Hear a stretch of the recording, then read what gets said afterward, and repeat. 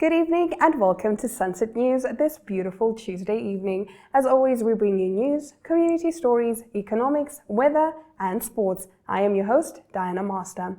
And now let's get into the news tonight.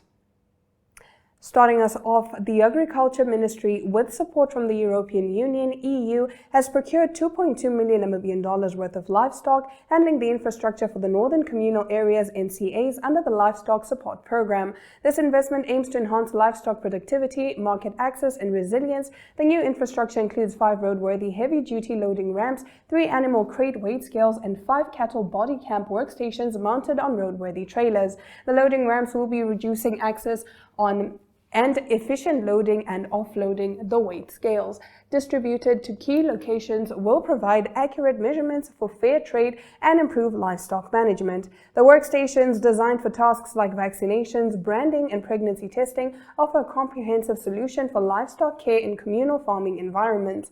These improvements are intended to strengthen the livestock value chain, improve animal health, reduce losses and support access to formal markets. The ministry plans to strategically deploy the equipment across key areas in the NCAs with training sessions for local stakeholders to ensure proper operation and maintenance. In addition to these upgrades, the ministry will launch several infrastructure projects in 2025, including renovations at the Katima Liselo Farm, Kaute Auction Kraal and Omutambo Maui Quarantine, as well as construction of an artificial insemination center and upgrades to the Upor Slaughterhouse.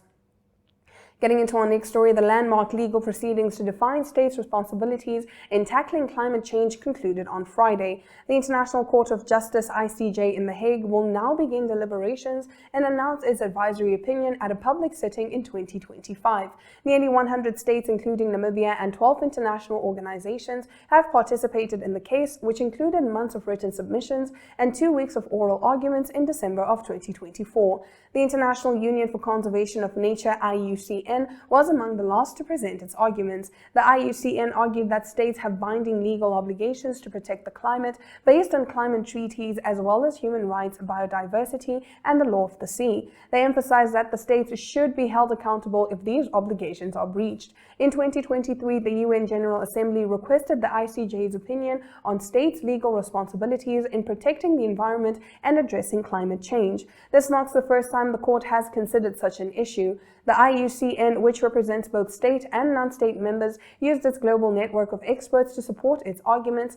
Dr. Grethel Aguilar Rojas, IUCN's Director General, said the advisory opinion is crucial for clarifying international law and shaping equitable climate action. The IUCN also highlighted states' obligations under the Paris Agreement to limit global warming and their duty to avoid harming other states' environments under international law. The ICJ's opinion, expected in 2025, will not be legally binding but is likely to carry significant weight, calling for strong accountability and cooperation to address the global climate crisis. Now, Fly Angola has announced the launch of its new flight from Katumbela to Windhoek starting on the 21st of December 2024. The service will operate 3 times a week with direct non-stop flights, offering a convenient 2-hour journey between the cities. The airline's CEO, Belanicio Mwangala, has emphasized the route's potential to revolutionize regional mobility and attract Namibian tourists to Benguela's warm water beaches. The new service will extend beyond Windhoek to include connections to Luanda, introducing an additional air transport option between the Angolan and Namibian capitals. This expansion represents a significant development in regional connectivity, facilitating business, health, leisure, and family travel, while enhancing market opportunities between the two nations' capital cities. Now, the Communications Regulatory Authority of Namibia, CRAN, has released its 2023 ICT Sector Market Report, highlighting key trends in Namibia's telecommunications and broadcasting industries. The report shows growth in telecommunications with a 17% revenue increase from 2018 to 2023, despite stagnant profits. State-owned licensees control 82% of assets and 80% of revenue, though the private sector's revenue share grew from 16% in 2018 to 20% in 2023. The private sector also accounted for 37% of new investments in 2023. Namibia's broadband landscape is evolving, with fiber-to-the-home subscriptions more than doubling since 2018 2018, now representing 27% of fixed broadband users. Mobile broadband subscriptions also grew, reflecting a shift toward mobile internet services. Data services are the main revenue driver, with mobile data revenue growing by 53% over 5 years and now accounting for 76% of total data revenues. In broadcasting, radio remains the most widely used medium, with 45% of the population relying on it for information, compared to 36% for television. However, the Namibia Broadcasting Corporation (NBC) has faced challenges, with a 23% revenue decline over the past 4 years, while MultiChoice Namibia saw a 32% increase in profitability.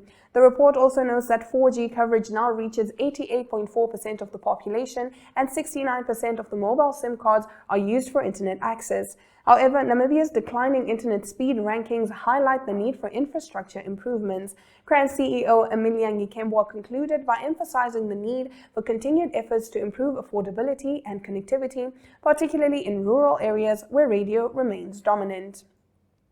Closing off our top stories, Gladys Pickering, Executive Director of the Ministry of Justice, stated today at a validation workshop that proposed amendments to the National Arts Fund Act 1 of 2005, which will create opportunities for artists to turn their passions into sustainable income, fostering dignified livelihoods. Aurelia Africana was there. For the operation of this fund.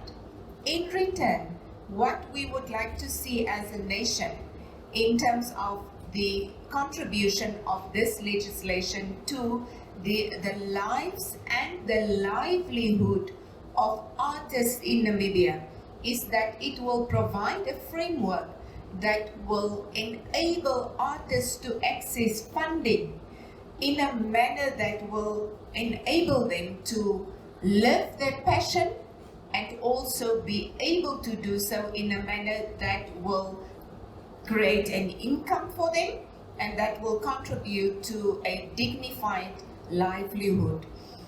So all of these link to each other. And Honorable Deputy Minister, I want to say that I was in Cuba during this. That brings us to the end of our local news. Stick around because after the break, we get into our Community Talk segment.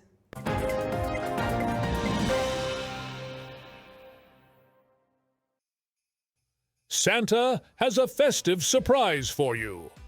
Starting 2nd December, unwrap the magic of Christmas with our Advent calendar. Spot the Christmas globes in your favorite newspapers from Monday to Friday. Scan the QR code or WhatsApp hashtag Advent Calendar 24 to the Synergy chatbot. Find the Christmas globes on NTV.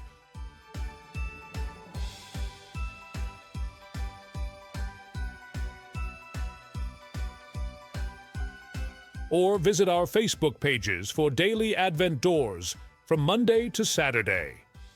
Win daily prizes. Lucky winners will be contacted and Logistics Hub Namibia will deliver your prize. Merry Christmas from Santa and his proud prize sponsors.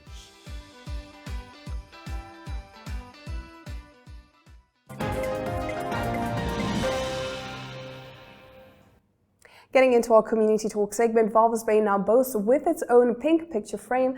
Walvis Bay Primary School proudly sponsored the frame, which is situated at the Walvis Bay Lagoon, just opposite the Flamingo Villas Boutique Hotel. Here, the Mayor of Walvis Bay, Trevino Forbes, shares his appreciation, and this video is courtesy of Leandria Moore. I'd like to really appreciate the large school, primary school, Walvis Bay, for this wonderful gesture. I remember a few months ago when I received a call from Mr. Charles Tron, asking us if they can collaborate with us to start this, to put up a yellow frame in Walvis Bay. Immediately, we transferred the information and the communication through to our tourism department, Mrs. Joanna, and they went to work immediately. So Mr. Hartung just said that it is not a pink, a yellow frame, it's a pink frame, which symbolizes our flamingos as well as our pink lakes, Dabri South Panasakantu. So we would like to appreciate Large School for this brilliant gesture. We now also have a frame where people can come take photos. Hulle het ons baie gas gegee op Facebook, baie gas gegee. But December is here, our pink frame is here, and I would like to encourage other entities, other companies to come on board, and we will also put up frames all over this this town. We want Dune 7, we want the pink lakes, we want all over Walvis Bay, we want to see these frames. But obviously we can choose different colors because I know that breast cancer is very significant to Large School. It's one of the things that they are very passionate about. So you can come on board, speak to our tourism department, and we can see how we can facilitate and start putting up more of these frames. These frames really brings out the beauty of Walvis Bay, and it's like a tourism attraction. When you come to Walvis Bay, you want to see something that is I want specific to the area where you are at. So the lagoon is one of our areas that Walvis Bay has that no other town has in Namibia, and we'd like to really bring out these tourist attractions in Walvis Bay. Now, Trigon Metals, which owns 80% of the Combat Mine in Namibia, has secured a binding loan agreement with Horizon Corporation for up to $5 million. Stay tuned for more on this in our upcoming economic news segment. I'm sure you've heard the news, and Namibia is calling. And it's time to answer with a smile. From the rolling sand dunes of Sossusvlei to the wildlife wonders of Etosha National Park, Namibia is a treasure trove of natural beauty and adventure.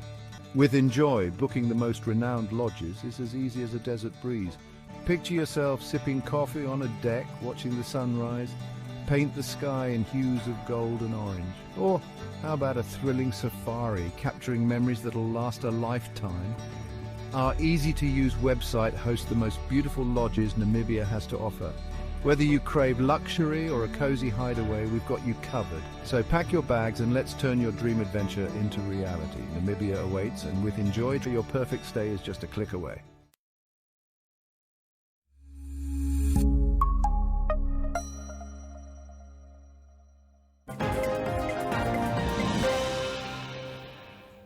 Heading straight into our economic news segment, Trigon Metals, which owns 80% of the Combat Mine in Namibia, has secured a binding loan agreement with Horizon Corporation for up to $5 million, which is nearly 90 million Namibian dollars. This funding will allow Horizon to exclusively negotiate the purchase of Trigon's stake in the Combat Mine, a deal valued at around $30 million. Trigon CEO Jed Richardson described the decision to sell the Combat Mine as difficult, but part of a broader strategy to focus on its Adana Silver Hill and Kalahari exploration projects while strengthening its financial position.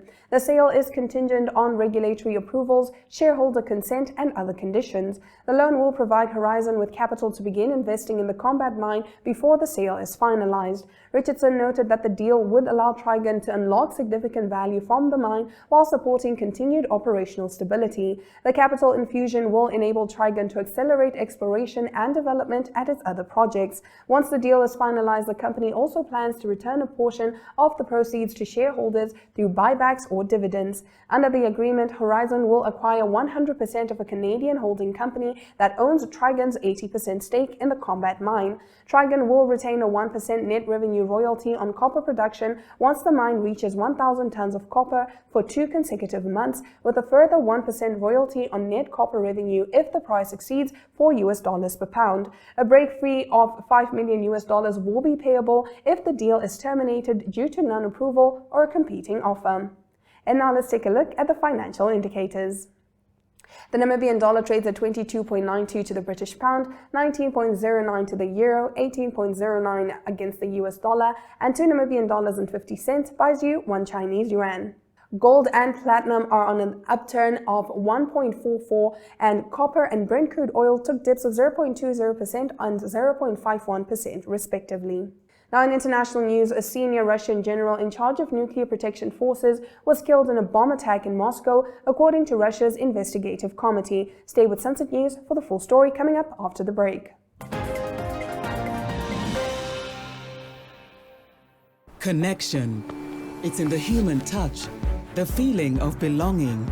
It inspires us and empowers us, creates clarity from complexity. It starts new conversations, unlocks the power of advice, and makes an impact on your life. At Alex Forbes, we pioneer insight to provide you with advice that connects your decisions of today to your impact tomorrow.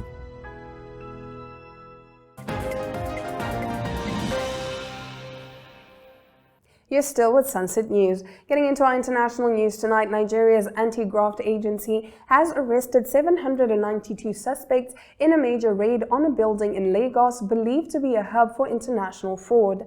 Among those detained on December 10th at the 7-story Big Leaf building were 148 Chinese nationals and 40 Filipinos. The building reportedly housed a sophisticated call center used to defraud victims through fake cryptocurrency schemes. According to the Economic and Financial Crimes Commission, EFCC, the operation targeted victims primarily in the Americas and Europe. Fraudsters used social media and messaging platforms such as WhatsApp and Instagram to make contact, build trust through online seduction, or offer seemingly lucrative investment opportunities. Once victims were hooked, they were coerced into transferring money for non-existent cryptocurrency schemes and other fraudulent projects. EFCC spokesperson Wilson Uwajaran explained that foreign masterminds recruited Nigerian accomplices to identify and lure potential victims.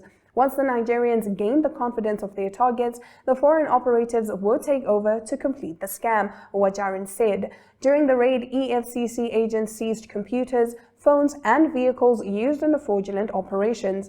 Uwajaran added that the Commission is working with international partners to uncover potential links to organized crime and ensure those involved face justice. As highlighted earlier, a senior Russian general in charge of nuclear protection forces was killed in a bomb attack in Moscow, according to Russia's investigative committee. Lieutenant General Igor Kirillov, head of the troops of radiological, chemical, and biological defense, died on Tuesday after an explosive device concealed in an electric scooter detonated outside an apartment building in Ryazansky Prospect. His assistant was also killed in the attack. The explosive device reportedly had a capacity equivalent to 300 grams of TNT, Russia media outlet TASS reported.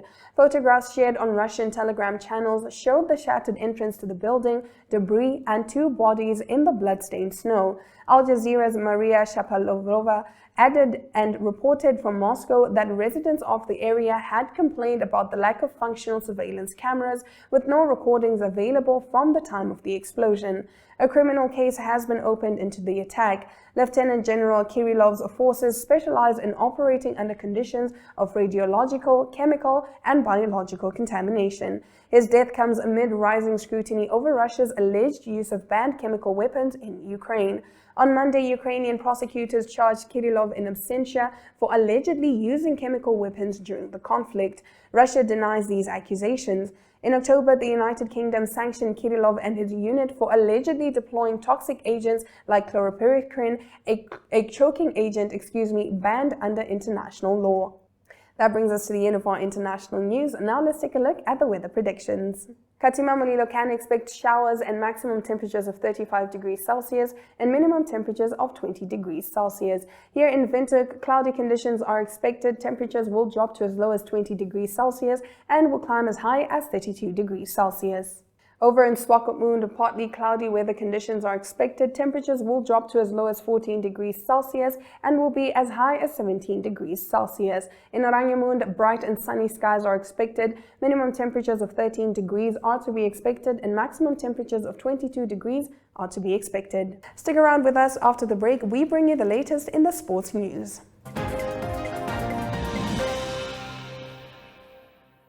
Welcome to Namibia, where adventure meets tranquility. With Enjoy, you have access to a wide range of accommodations to suit every traveler's taste and budget.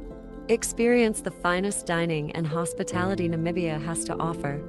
Booking your dream accommodation is just a few clicks away with Enjoy. Join thousands of happy travelers who have trusted Enjoy for their Namibian getaway. Your gateway to unforgettable Namibian adventures.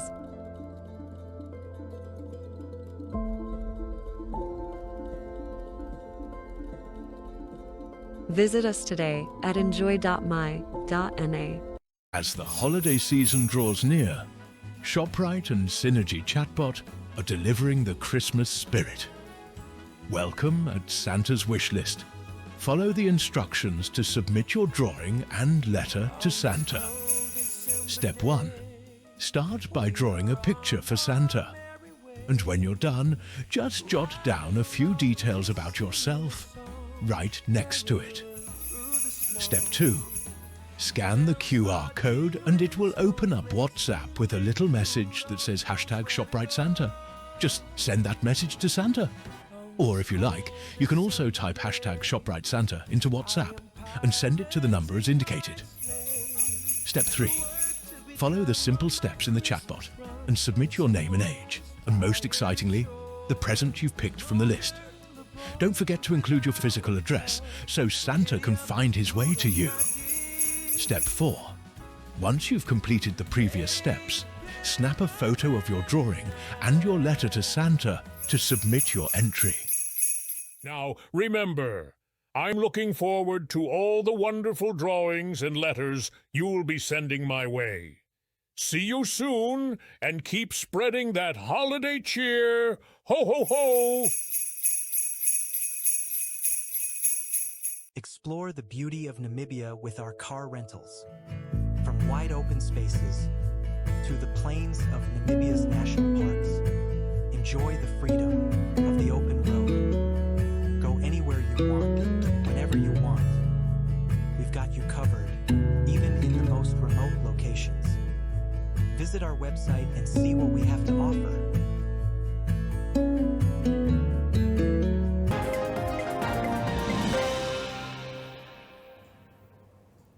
You're still with Sunset News. Now let's take a look at the news headlining the world of sport.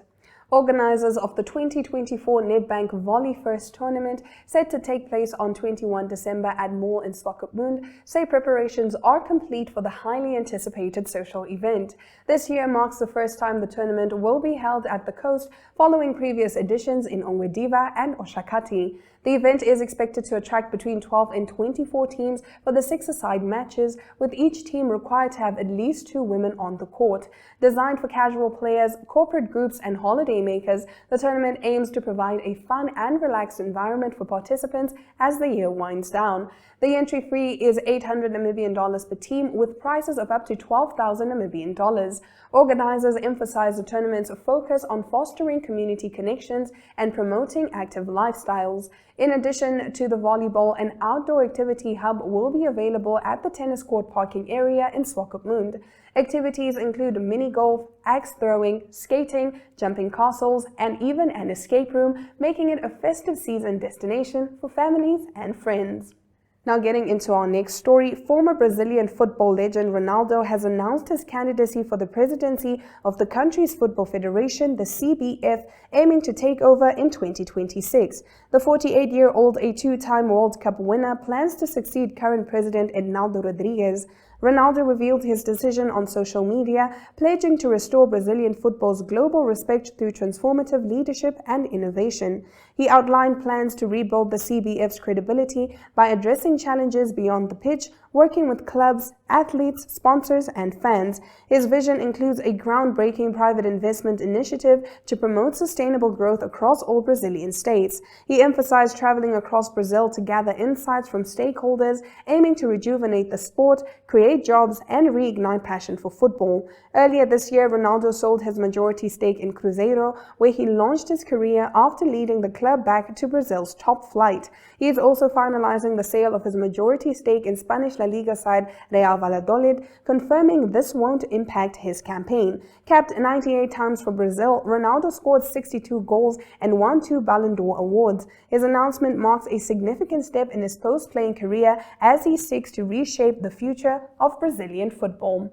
And with that, we have come to the end of the broadcast. Make sure you join Sunset News on DSTV channel 285 and GoTV channel 25 every weekday from 7:30 to 8 p.m. I am Diana Master, and this has been Sunset News. Don't end your day without us.